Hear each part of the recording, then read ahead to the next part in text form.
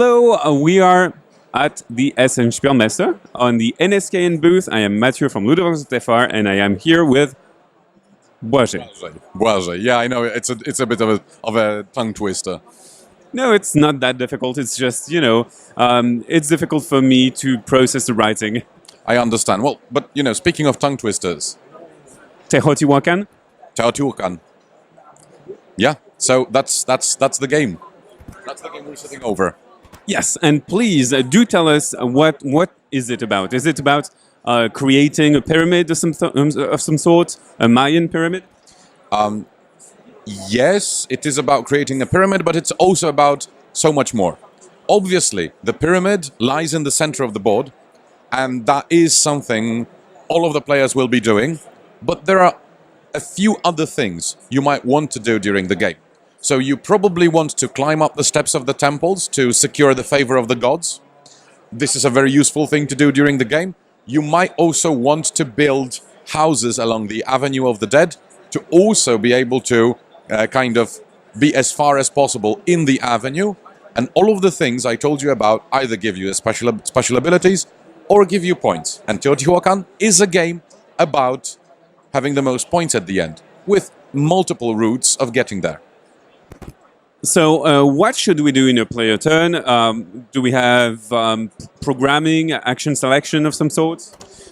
This game basically combines two ideas. One of them is kind of a rondel, because you will be moving around the board from action area, from action board, smaller action board to action board, and you will be managing your workforce. You will be managing your workers. Now, your workers are dice, but you don't roll those dice.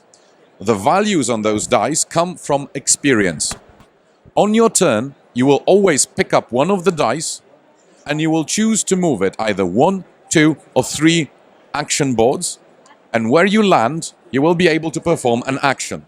Well, that's not entirely true.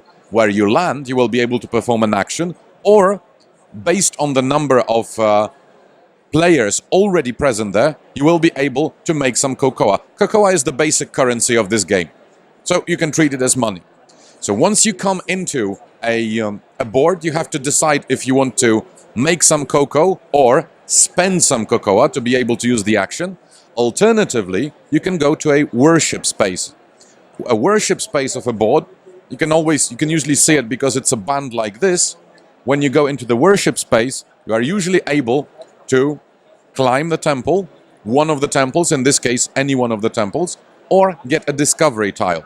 Discovery tiles allow you either to break the rules some way, or give you a straight-up reward, or, in case of the one we have here or the one we have here, they are masks, and masks will be scoring you points throughout the game. Now, to give you a bit of a more general overview of the game, there are 3 action boards that give you resources, and on this board setup, you can see them in 3 corners. There is an action board that allows you to develop technologies, and technologies are, again, special abilities which you will be able to use during the game. There is a builder board which allows you to build the pyramid, and we're going to come back to that in a moment. A board that allows you to create decorations on the pyramid, a board that allows you to build houses, and you build houses along the Avenue of the Dead, scoring points as you build them, but also during every scoring of the game. There is also a board that allows you to really take advantage of the high experience of your workers, because whenever your worker goes into an action board and performs an action, that worker can advance. And when a worker who is already on a 5 advances to a 6, he ascends. We get a new worker, which is the same die on a Y, one that appears in the palace board, and we get to choose one of the 5 bonuses, ascension bonuses, giving you the opportunity to go up a temple, the opportunity to go up 2 temples, but you have to pay a little bit for that, some cocoa, maybe another worker, or maybe some straight-up victory points. Okay? This awfully sounds like a sacrifice. He's retired. He's fine. He's living on a farm. Sure, it's a family game. Yes, it is. Now, let's quickly talk about the temples and the pyramid. Every temple is a track that, as you go up, you receive bonuses. On certain steps, you receive discovery tiles, and again, those tiles that either will reward you some points or give you some special abilities you will be able to use during the game. And at the top, the one but last space is a space that will also score you bonus points, either depending on what you have at the end of the game, or simply score you a number of points. And the last space can only be taken by one player, and it's simply a point bonus. Now, this is how these are the temples, and it's a very good thing to climb them as you play the game, because they can provide you resources, they can provide you cocoa, they can provide you some victory points, they can provide you some special abilities, and those discovery tiles are really very helpful during the game. Building a pyramid is, in a way, it is the heart of the game. When you build a pyramid, every time you come to the builder to the builder board, depending on how many workers you come with, you will be able to build 1, 2, or 3 tiles. And whenever you build a tile, you look at the symbols on that tile, and for everything that you're able to match as you place it in the pyramid, you will get extra points. However, to make it more fun, whenever you have a tile that actually has a colored symbol, if you manage to match this, you also climb the relevant temple. Now, the game plays over 3 eclipses. So every time the last player acts, or every time a die ascends, a worker ascends, we move the white token closer to the black one, and when they meet, an eclipse happens and we score points. The third time it happens, the game ends. The game can also end if somebody builds the whole pyramid, making it a pretty cool sight to behold, by the way, and also kind of finishing the heart of the game. So how do the players interact? Do we have direct interaction, or is it indirect interaction, or just engine building? It is engine building with a bit of important interaction, because the workers of other players also dictate the way you will take actions. If there are many workers belonging to other players in a location on an action board, then maybe you will not be able to take that action. Or maybe you will be able to actually gain some cocoa. Plus, worship spaces are specific in terms of your dice get locked there. Another player can unlock you if they want to take a worship action. You can unlock yourself by spending a whole turn or by paying 3 cocoa. But you can also be unlocked. So if you go to a very lucrative space for another player, you know that they will come in there next and bump you out.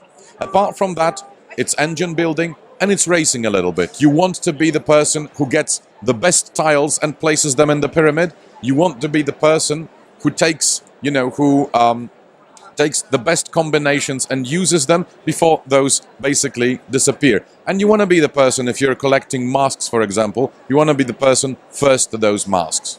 So there is a lot of racing, a lot of engine building. The game is also very replayable, because what you see here is, this is the printed board. This is our recommended setup for the first game. But, and may I lean that way to just grab a few things. But, firstly, the game comes with 7 action boards that are identical to 7 of the ones here. Number 1 and number 8 always stay in the same position. The rest, you can shuffle up and change the order of those. We have printed technologies here, but there is a set of technologies which you can use to change this. We have printed palace tiles in the palace, but again, a set of palace tiles that is basically in the game, so you can change them. Even the rewards from the temples can also be changed. So every time you play, you can really play a completely different game. And just one more thing, because I didn't tell you how players start the game. As you start, you receive 4 tiles, 4 starting tiles. You choose 2 of them, and those tiles will tell you what resources you get at the start, what bonuses you get at the start, and what boards you will choose to start on, because you will have 3 workers. In this case, there are actually 3 spaces here only, because there's a 2, a 3, and an 8. But sometimes there are 4 different spaces, so you will be choosing from the 4 spaces where to start your workers with. So that gives us a clear explanation and overview of Teotihuacan, and it's available right now in the world and even in France, thanks to Pixie, I think.